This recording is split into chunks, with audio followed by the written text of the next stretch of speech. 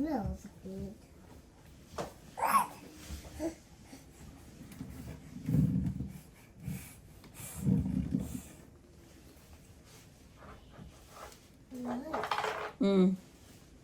Yummy. No. Chico, get my Yummy. She got Mama's lotion. Be, give Mama. Dali.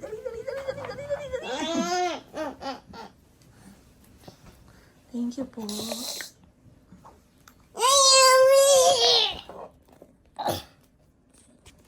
Thank you po.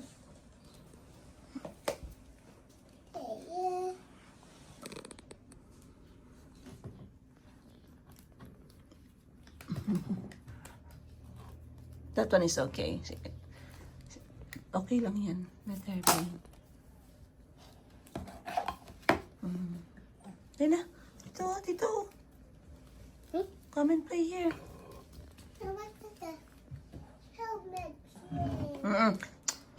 Not my perfume, please. Helmets. What's a helmet? Okay, the cover. Okay. The cover lang. Not the bottle.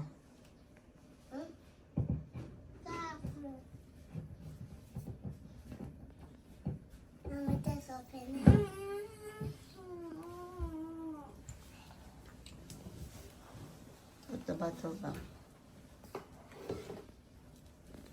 Put the bottle back, love. Baby boggy bogable chuck and dogs. Holly hog. Mom, can I play with? Thank you. With the No. Say good morning to Kuya Calvi.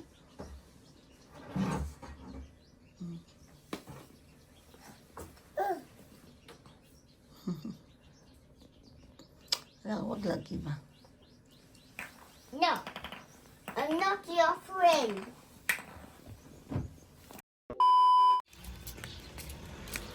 Yummy breakfast. Wow, breakfast outside.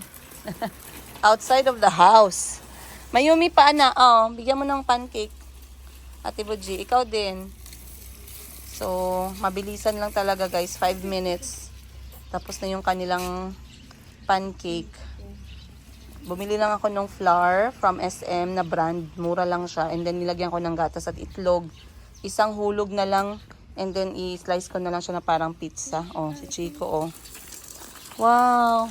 Mayumi! Mayumi!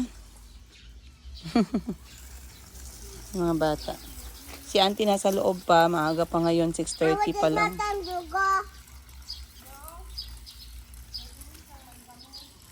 Mag-ikot lang man sila. Once more pancake pa. Ayan siya guys, ang texture niya. So, tikman natin.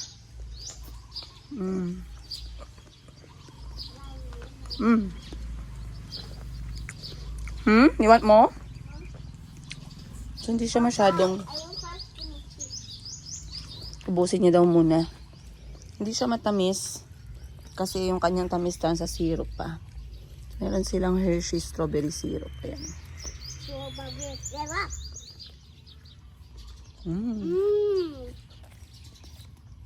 Mom, can you put for me more syrup? Opo. What's up? What's up, Jojo? Are you kidding me, Baba?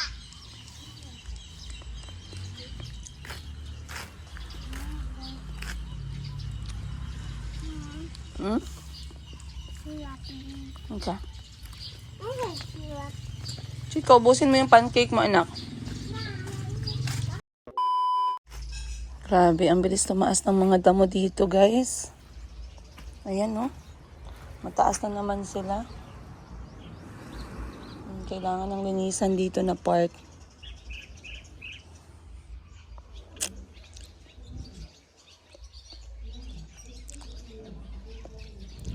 Mabilis tumubo yung mga damo. Buti hindi masyadong mainit kahit na mag-aalas 7 na ng umaga. Ha? Drink your Yakult then. Eh, saan ang Yakult mo? Oh, finish na? Tubig na lang, water. You want? Ha? Tubig na lang. Sige. Syrup. You want more syrup? Syrup. Okay. Tubig na lang. Breakfast na, Chico?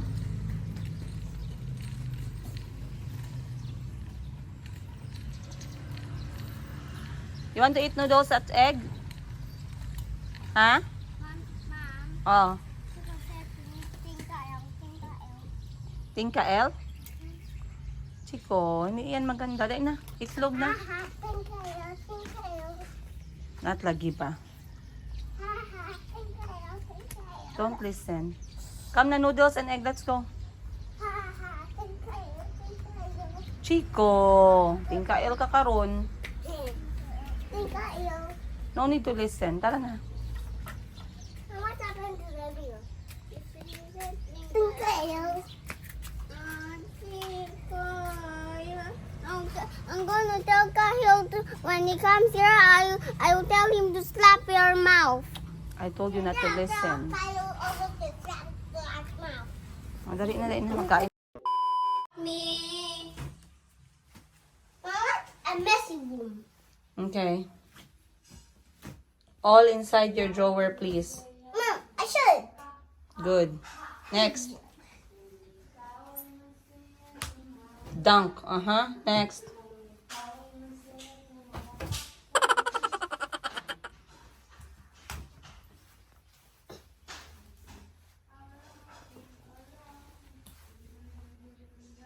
Why did you have to throw them out of the drawer? Huh? Too big. Cannot hold down mine. The what? Mine. Even on your bed, all your clothes.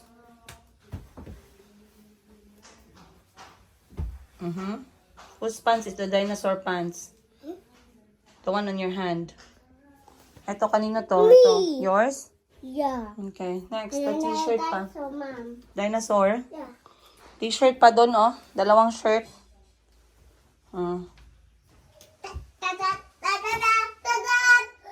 Okay. Oops. Make sure nasa loob lahat. Make sure everything is inside. Okay. It won't fit. Won't fit. Fix it. Fix.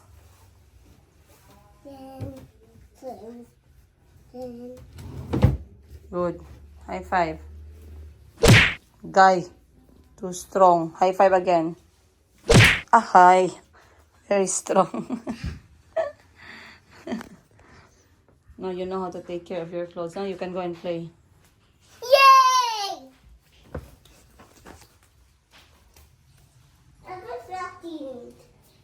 Calby, ano na naman yan? Calby, Spranky naman yan. Ha? Spranky yan? Very nice.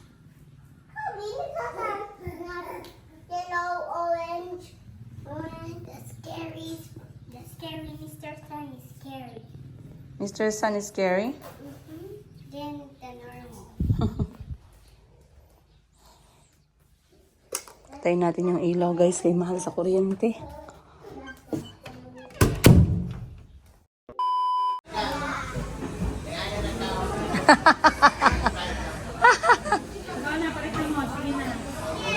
Ang PWD.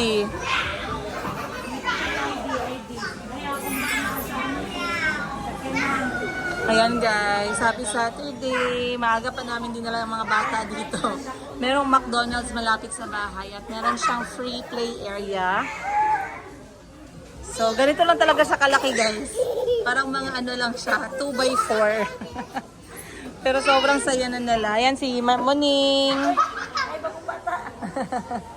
Si Moning, si Calby, si Chico, Ate Cassie, si Jericho.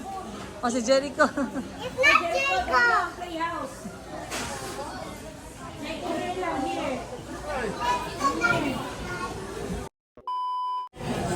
Ayan na guys.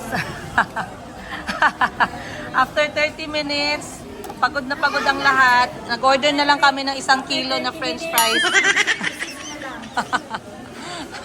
1 kilong french fries. So, ayan, dinawag na lang namin si Madam Ten Gibbs, si Jericho, si Muning para sama-sama na sila lahat mag-play date. Sarap. Ito yung ano guys, yung playhouse nila, ang liit lang. Si Mayumi. Si Mayumi, tamang tingin lang eh. Oh. And Auntie is also here. Moral support to the children. Look at Chico. Oh. Wow. Gani, I saw. I was so busy. I did not see the phone call. Sorry. Taga-asa sila dyan, San? Rosario daw sila. Magkantain lang basta dire. Wow. Ano kung makita din yung mga boy. Sabi ni Tuyo.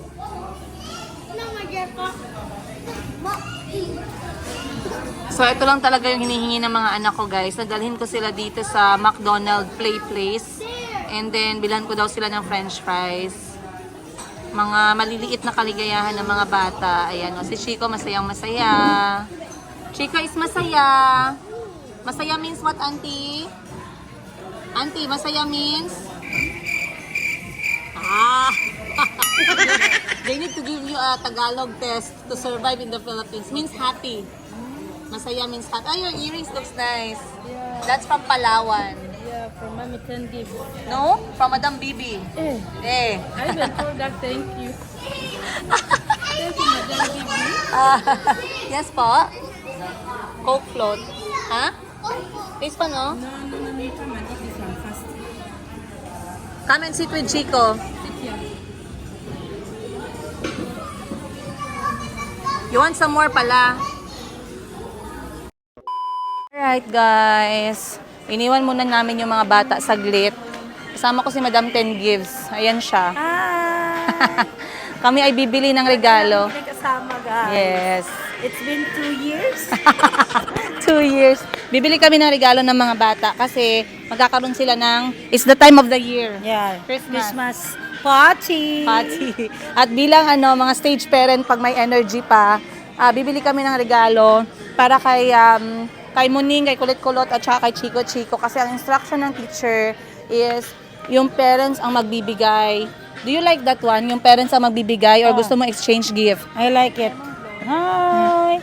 Parents ang magbigay po. Oh, kasi kapag exchange gift, minsan nag-iiyakan, no? Para may effort. Tapos minsan kasi yung iba, ang binibigay nila, nagko-compare, di ba? So nag-iiyakan yung mga bata. So hanap tayo, yung tayo na lang bumili. So hanap tayo. Ang gusto ni Chico at ni Calby, sa kanila, remote control. Yun ang kanilang wish kay Santa Claus. Yes, remote control daw ng 200 cents. Merong mura. Oy, doon tayo. So hanap tayo mura. Hanap tayo ng mura, guys. Wow. Kasi sabi ko, anong gusto ninyong matanggap na regalo for Christmas? Alam niyo mga bata, excited sila basta mga Pasko. So ngayon, ang hinihingi nila is remote control daw. Yung mumurahin lang. So hanap tayo guys, let's go. Okay guys. So may nahanap ako dito na pasok sa budget, 350 pesos. Sabi ni Chico, ang gusto niya ay yellow. Then kay Calby naman, ang gusto niya pula. So okay lang to, 350 and 350. Goods na yan, matutuwa na sila niyan. Kasi yung medyo malaki, mas mahal siya, nasa 500. So, huwag na natin pahirapan yung sarili natin, guys. Mag-go na tayo dito. Madali lang naman yan, oh. Madali lang siyang kontrolin. Anyway, hindi naman naaalagaan ng mga bata. Sira din agad. Sira din agad. So, huwag tayo masyadong gumastos. Okay, guys. So, natapos ko rin sa wakas yung mga kailangan kong gawin ngayong araw. And ito yung first Christmas party ng mga anak ko sa eskwelahan nila. So, they are very, very excited. At kanina nga, nakapamili kami ni Madam Ten Gibbs. Nagtataka kami guys kasi nagdagdag kami ng mga pinamili namin which are yung mga naka-sale. Maraming mga laruan naka-sale.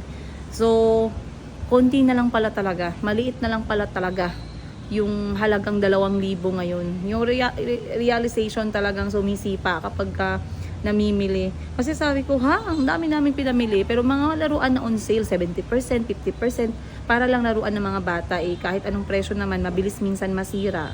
Kasi nga, grabe din, warshock din maglaro yung mga bata, guys. So, nagtaka kami kasi pagdating namin sa counter, umabot pa rin ng 2,000. So sabi ko, discounted na ba yan? And then it kicks in na yung 2,000 ngayon, guys, wala na lang talaga siya. Ang hirap na talaga mag-budget. Pero anyway, nabilhan ko yung mga bata ng gusto nila. Tamang-tama, pasok naman sa presyo. And then yung kanilang Christmas party ay mag-bring na lang ng pagkain na pwedeng ma-share. So yung aking dadalhin ay, sabi ko nga sa teacher, kasi nagpadala yung teacher ng listahan ng mga dadalhin ng mga parents para hindi daw magkakatulad yung mga dadalhin. And naisipan ko, para naman medyo fun, ang aking in-order ay mga Christmas-inspired na cupcake. Actually, mini cupcake. Kasi pag mga bata, maliit lang naman yung kain nila, guys. Minsan hindi nauubos yung cupcake na standard size. So, nag-order ako ng mini, tapos Christmas decor na lang, para naman nakaka-enjoy. So, sabi ko, kay Chico at kay Calvi ay mini cupcake na Christmas-inspired. Nag-order na ako ng maaga kasi for sure, marami na yung mag-order. Mahihirapan na tayo. So, magkakaroon sila ng kanilang Christmas party ngayong December 19 at ang susuotin daw ng mga anak ko ay pula, ng mga bata ay pula at puti para Christmas theme. Ayun. Tamang-tama naman dahil wala na silang pasok the next day, darating na din si Kuya Kahil. Kaya medyo nakalagay na lahat sa timetable. So, ang gagawin ko na lang, guys, ay ibabalot ko na lang yung mga regalo. Binilhan ko na rin ng konting mga pasorpresa yung aking mga pamangkin. Yun lang, no, kapag tayo yung mga nanay talaga at mga auntie, kailangan talaga nating ipasok sa budget yan once in a while. Hindi naman kailangang mahal, pero iba din kasi yung yung konting saya ng mga bata, lalo na kapag Pasko. Hindi naman tayo araw-araw bumibili ng mga ganitong kasing bagay. Pero sa inyo dyan, guys, sana ay kayo ay okay. Ayan, at alam ko kayo din ay busy sa pag-prepare ng Paskong darating at New Year na darating. Ayun.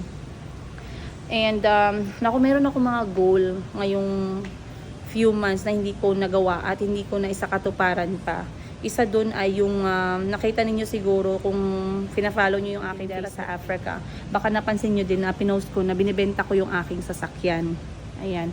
Saan ba dun na sasakyan yung aking binibenta? Actually, guys, na-update ko kayo na ako ay kumuha ng isang maliit na sasakyan para sa amin ng mga anak ko. At meron kaming gamit before na yung isang van na actually kay mama. Pero dahil sa akin nakapangalan at nagtulungan kami ni mama doon, parang pinaubayan na lang din ni mama sa akin ang paggamit. So anyway, nakita ko na hindi ko naman masyado siyang ginagamit at hindi naman siya ganun kakailangan na, dahil nga meron na kaming maliit na sasakyan. And ewan ko ba, ayoko na, guys, na nagkikip ng mga bagay na hindi naman siya talaga needed. So gusto ko talagang i-let go yung van. So, nag-post ako sa Facebook page ko na gusto ko na siyang ibenta. Actually, merong mga nag-advise sa akin, no, na ipasok daw yung sasakyan sa yung parang rental. Pero nagdadalawang isip kasi ako sa ganyan. Kasi nga, ngayon, medyo, ewan ko ba, parang di ako komportable ba. Siyempre, sasakyan mo yan, may sinasakay ka ng ibang tao dyan. Minsan, malaking responsibilidad din yan. Kaya sabi ko, parang kinausap ko na din si mama. Sabi ko sinabihan ko siya sa plano kong gawin. And so far, okay naman. So, baka anytime ngayong year or next year, early next year, baka maibenta ko na rin yung isang sasakyan. At least, kapag naibenta yun, gagamitin na lang namin yun sa another negosyo. Magkakapital ng isang negosyo na pwede naming, mapagkakitaan. Ganun talaga, guys, eh. Kasi ang sasakyan ay isa sa mga bagay na liability, hindi siya investment. Kasi in the long run, talagang magde-depreciate yung kanyang presyo. And hindi ko na-share sa inyo yung update sa aking nabiling Nissan Kicks. Alam ko marami sa inyo yung at least gustong makarinig ng review about dun sa sasakyan natin na e-power or electric power ng Nissan. Ayan. So far so good naman, guys. Bukod sa maliit siya, and tipid sa gasolina, kasi yung van dati, yung gasolina na binabudget ko dun, umaabot ako ng 10,000 hanggang 12,000 pesos monthly sa gasolina lang. For me, pag sa city drive, sobrang magastos talaga sa gasolina yung van na Nissan NV350, which is 2018. Pero yung etong Nissan Kicks na e-Power, at least nangalahati yung gastos namin sa gasolina. Pero depende yun ha, kapag wala ako masyadong lakad na malalayo.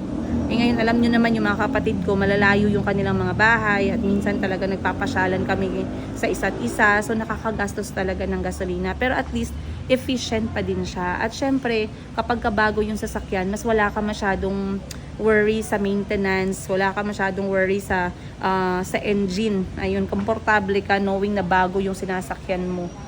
Ayan. At, may kamahalan nga lang talaga siya, no, kasi yung ating Nissan Kicks ang Kicks. Pero mataas na kasi talaga ang presyuhan ng mga sasakyan ngayon, guys.